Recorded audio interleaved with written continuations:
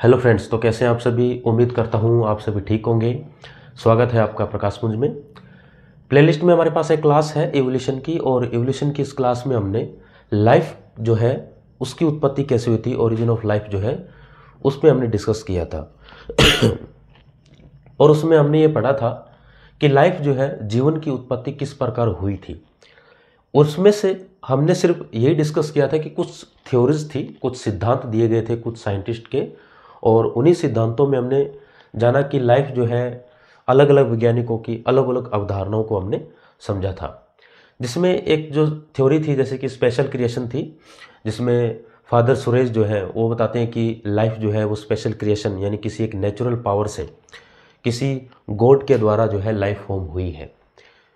इसके अलावा एक स्पॉन्टेनियस थ्योरी भी हमने पढ़ी थी, स्वतः जीवन की उत्पत्ति जो है वो भी हमने पढ़ा था, जिसको लुई पास्चर ने खारिज कर दिया था। स्टोरी ऑफ कैटास्ट्रोफिज में भी हमने पढ़ा था। स्पोर से लाइफ आई होगी, ये कुछ पॉइंट्स हमने एवोल्यूशन की उस क्लास में पढ़ा था। थोड़ा सा डिस्कस कर लेते हैं, फिर हम आते हैं हमारा जो मेन पॉइंट है जो कि मिलर का प्रयोग है। उस क्लास में हमने पढ़ा था फादर सुरेश जो है, फादर सुरेश कहते हैं कि जो जीवन जो है, लाइफ जो है वो किसी स्पेशल नेचुरल पावर है, कोई स्पेशल क्रिएशन थ्योरी जो उन्होंने दी। और वो कहते हैं कि कोई जो जीवन है वो किसी नेचुरल पावर या किसी स्पेशल पावर से डेवलप हुई है। उनका मानना है कि लाइफ जो है किसी एक ऐसी पावर हो सकती है जो कि ये जो थ्योरी आध्यात्मिक से या धार्मिक चीज़ों से ज़्यादा जुड़ी हुई है, क्योंकि उनका मानना था कि जीवन की शुरुआत जो है वो किसी एक शक्ति से, ऐसी किसी पावर से हुई है।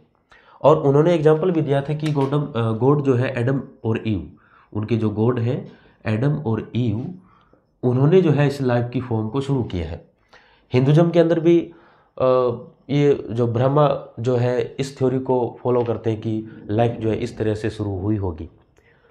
उसके बाद हमने स्पॉन्टेनियस थ्योरी भी पढ़ी थी, स्वतः जीवन की उत्पत्ति, जिसमें ये हमने पढ़ा कि जो जीवन की शुरुआत जो है वो किसी ऐसे निर्जीव पदार्थों से उत्पन्न हुई है, किसी अपघटित चीज़ों से उत्पन्न हुई है। उन्होंने एक प्रयोग भी किया था जिसमें कि अगर हम कोई सड़ी गली वस्तु लें और उसको हम कोई टेम्परेचर से बहुत ज़्यादा उसको बॉईल करें, हाई टेम्परेचर पे उसको बॉईल करें, तो उसमें क्या होगा, हमें लाइफ फॉर्म देखने को मिलेगी। लेकिन लुई पास्चर ने क्या किया था, जो एक प्रयोग किया था, लुई पास्चर के प्रयोग के अकॉर्डिंग उन्होंने इस थ्योरी को क्या कर दिया था, खत्म कर दिया था। तो लुई पास्चर का जो सिद्धांत था वो बहुत ही शानदार था, क्योंकि लुई पास्चर ने उसको एक अच्छे से प्रयोग से उसको जो है खारिज किया था। क्योंकि उनका मानना था कि जीवन जो निर्जीव वस्तुओं से उत्पत्ति हुई है, जो स्पॉन्टेनियस थ्योरी को मानते थे। लेकिन लुई पास्चर ने क्या किया, उस सिद्धांत को पूरी तरह से खारिज कर दिया था। स्टोरी ऑफ कैटास्ट्रोफिज में भी पढ़ा था हमने, और थ्योरी अपने स्पोर जो है उसमें भी पढ़ा था। हमने ये भी पढ़ा था कि जो लाइफ है हो सकता है कि किसी प्लेनेट से आई हो सकती है, हो सकता है लाइफ किसी ऐसे एस्टेरॉयड जो पृथ्वी पर टकराए होंगे और उनसे जो लाइफ जो है पृथ्वी पर डेवलप हुई होगी, जिसके कुछ प्रमाण भी देखे गए थे कि कुछ जो पदार्थ पृथ्वी पे जो मिले, कुछ जो वोल्केनो जो देखने को मिले, उनके अंदर कुछ ऐसे हमें एस्टेरॉयड देखने को मिले जिनके अंदर जो है लाइफ हमें फॉर्म होती हुई मिली थी। लेकिन जो कि पूरी तरह से ये सिद्धांत माने नहीं जाते, इन सिद्धांत को पूरी तरह से मान्यता नहीं मिलती है, क्योंकि इनके पास 100% किसी प्रकार का प्रमाण नहीं होता है, और बाद में इन थ्योरीज को जो है लगभग खारिज कर दिया जाता है। अब 1920 के दशक के आसपास की कहानी शुरू होती है, 1920 के आसपास, 1920 के दशक के आसपास 1920। और दो साइंटिस्ट आते हैं, जिसमें एक है हमारे पास अलेक्जेंडर ओपेरिन, और एक है अलेक्जेंडर ओपेरिन, और एक है हमारे पास हाल्डेन। दो वैज्ञानिक आते हैं, 1920 के दशक के आसपास की बात है। 1920 के दशक के पास एक तो साइंटिस्ट है अलेक्जेंडर ओपेरिन, और एक है हमारे पास हाल्डेन, जेबीएस हाल्डेन। इनका मानना था कि लाइफ जो है वो किसी अकार्बनिक पदार्थों से कार्बनिक पदार्थों में डेवलप होकर जो है क्रिएट हुई है। और उन्होंने बताया कि जैसे कि प्रोटीन और न्यूक्लियोटाइड जैसी चीज़ें हैं जो डेवलप होती है, जो कि उस इन्वायरमेंट में क्रिएट होती है। अब ये जो कहानी है ये लगभग आज से, क्योंकि बिग बैंग थ्योरी जो है लगभग 20,000 करोड़ साल पहले की है, 20,000 करोड़ साल पहले, और यही की 400 करोड़ साल के आसपास जो है ओरिजिन ऑफ लाइफ की शुरुआत हो जाती है, ओरिजिन ऑफ लाइफ। यानी कि जीवन की उत्पत्ति जो है लगभग 400 करोड़ साल के आसपास जो है, क्योंकि जैसे ही पृथ्वी का निर्माण होता है, हमारी जो अर्थ है उसका डेवलपमेंट होता है, उसके बाद जो है जीवन की उत्पत्ति के बारे में अलग अलग अवधारणाएं जो है शुरू हो जाती है। तो अब इस टाइम जब ये समय था आज से 400 करोड़ साल पहले, तो इनका मानना था, अलेक्जेंडर ओपेरिन और जेबीएस हाल्डेन, इनका मानना है कि जो जीवन है वो किसी कार्बनिक पदार्थों से, अकार्बनिक से कार्बनिक, और फिर ये जो है डेवलप हुआ है। अब होता क्या है, इनका मानना है कि उस समय इन्वायरमेंट क्या था, उस समय बहुत ज़्यादा हाई टेम्परेचर था। टेम्परेचर क्या था, बहुत ज़्यादा हाई टेम्परेचर था। हाई टेम्परेचर एनसीईआरटी में लिखा है कि सर लगभग 800 डिग्री सेल्सियस जो है हमने इसको माना है। बहुत ज़्यादा वोल्केनो थे, वोल्केनो इसको हम समझ सकते हैं कि 800 डिग्री सेल्सियस तापमान, यानी कि इतना ज़्यादा तापमान था कि लावा इस पृथ्वी के ऊपर बरसता था, ज्वालामुखी फट रहे थे। और इन्वायरमेंट के अंदर कुछ गैसेस थी जो कि हमारे पास है, अमोनिया हो सकती थी, हाइड्रोजन हो सकती थी, इसके अलावा हमारे पास मीथेन हो सकती थी। ये जो गैसें जो है उस समय उत्पन्न थी इन्वायरमेंट में, ये चीज़ें, ये गैसें थी। और उसके बाद ये माना जाता है कि सनलाइट भी थी, क्योंकि विदाउट सनलाइट तो ये सब चीज़ें पॉसिबल नहीं है, क्योंकि सन ही नहीं होगा तो कैसे लाइफ होगी। तो सनलाइट थी, और ये मानते हैं कि जो लाइफ है, जो जल है, उसकी उत्पत्ति थी। जल को तोड़ा जाता है H2O से हाइड्रोजन और ऑक्सीजन में। अब ये जो इन्वायरमेंट था ये आज से 400 करोड़ साल पहले उत्पन्न था। और ओपेरिन और हाल्डेन कहते हैं कि जब ये चीज़ें इन्वायरमेंट में थी, ऐसी गैसें जो कि अमोनिया है, हाइड्रोजन है, मेथेन है, और बहुत ज़्यादा लाइटनिंग थी, बहुत ज़्यादा लाइटनिंग, यानी कि बिजली भी बहुत ज़्यादा उत्पन्न होती थी वहाँ पर, बिजली बहुत ज़्यादा कड़कती थी। क्योंकि मिलर ने क्या किया है, उरे ने और मिलर ने जो प्रयोग किया उसमें यहाँ पे इलेक्ट्रोड दिखाए हैं। इसका उद्देश्य यही है क्योंकि उस समय क्या थी, बहुत ज़्यादा मात्रा में लाइटनिंग होती थी, बहुत ज़्यादा, और जिसके कारण जो है लाइफ फॉर्म हुई होगी।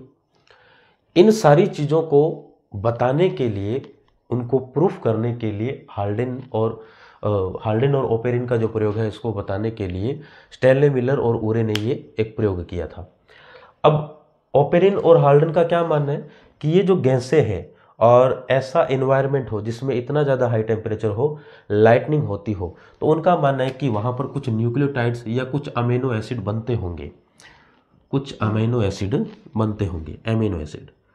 और आप सभी जानते हैं कि सर अमीनो एसिड तो हम समझ गए कि सर प्रोटीन का,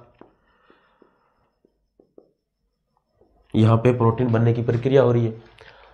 और हम इस चीज़ से भी पूरी तरह से वाकिफ हैं कि सर हमारी बॉडी में प्रोटीन्स जो है, जो कि क्या है कि sir carbon, hydrogen, nitrogen, oxygen, ठीक है, इसके अलावा कार्बोहाइड्रेट है, डीएनए, आरएनए जो है, जो कि सर न्यूक्लियोटाइड से बने हैं।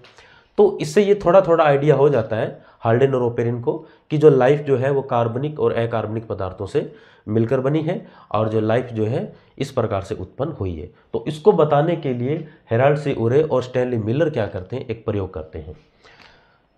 अब होता क्या है, 1924 में जो ओपेरिन और लगभग 1929 के आसपास हाल्डेन ने जो थ्योरी दी थी, इस थ्योरी को प्रूफ करने में लग जाते हैं कुछ साइंटिस्ट।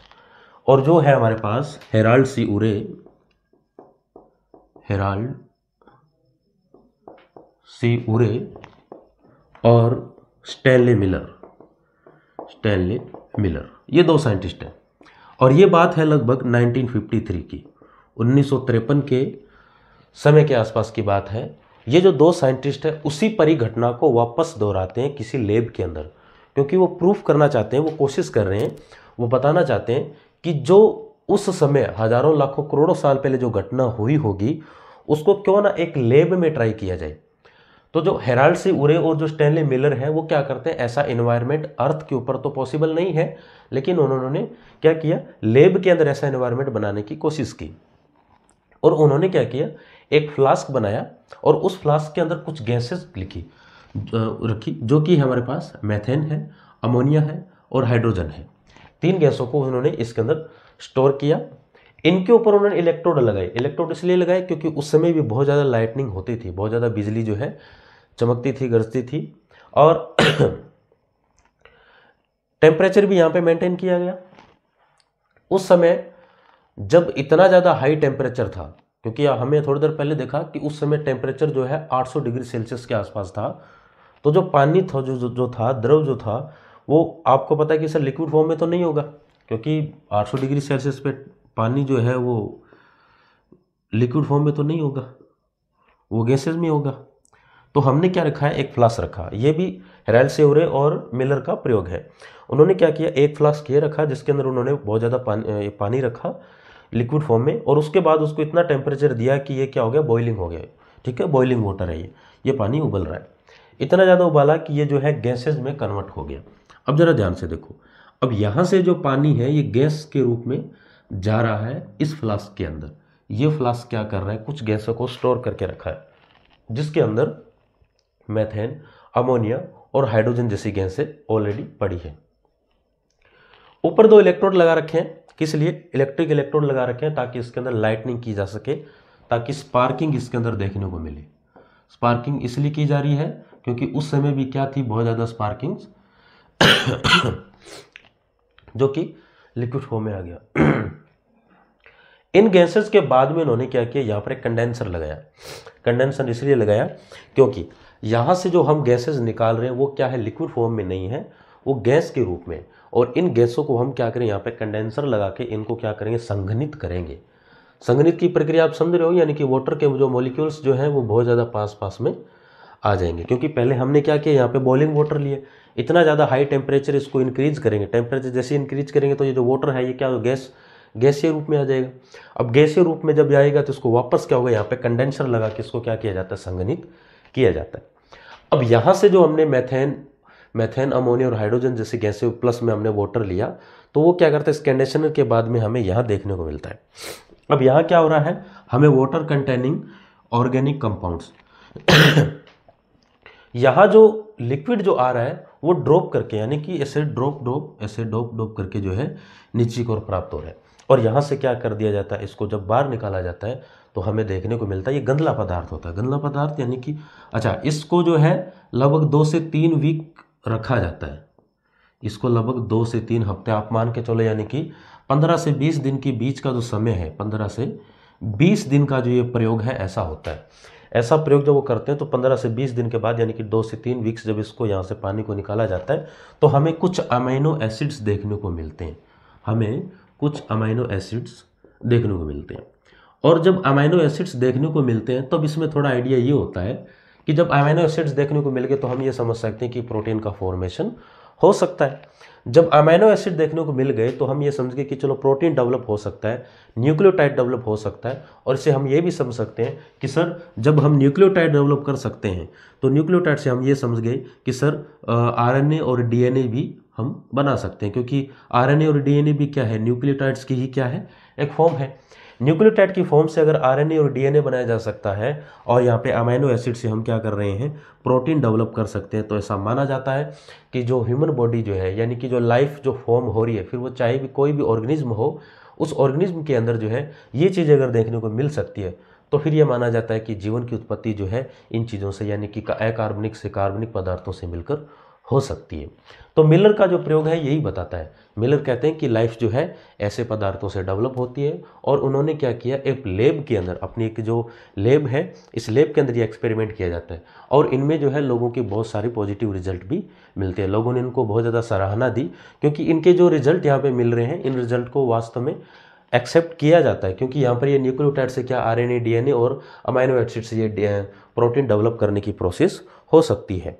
तो जो हेराल्ड-से-उरे और जो स्टैनली मिलर ने जो प्रयोग किया था, इस प्रयोग को इन्होंने, जो कि आज से कुछ साल पहले 1924 और 1929 हाल्डेन, ओपेरिन और हाल्डेन, अलेक्जेंडर ओपेरिन और जेबियस हाल्डेन जो थे, इन्होंने जो सिद्धांत दिया था, इसी सिद्धांत को हेराल्ड-से-उरे और स्टैनली मिलर ने क्या किया, अपनी लैब के अंदर एक्सपेरिमेंट को प्रयोग किया और जो लाइफ की जो फॉर्म है उसको बताया कि किस प्रकार से जो है लाइफ कार्बनिक पदार्थों से भी उत्पन्न की जा सकती है। तो क्लास का आज का मुख्य टॉपिक यही था, जिसमें मुझे लगता है इस छोटे से टॉपिक को आप समझ गए होंगे, क्योंकि काफ़ी बेसिक्स और काफ़ी आसान सा टॉपिक था। उम्मीद करता हूँ आपको ये टॉपिक समझ में आया होगा। अगर आपको कंटेंट अच्छा लगे तो प्लीज़ लाइक करें, कमेंट करें, शेयर करें। धन्यवाद।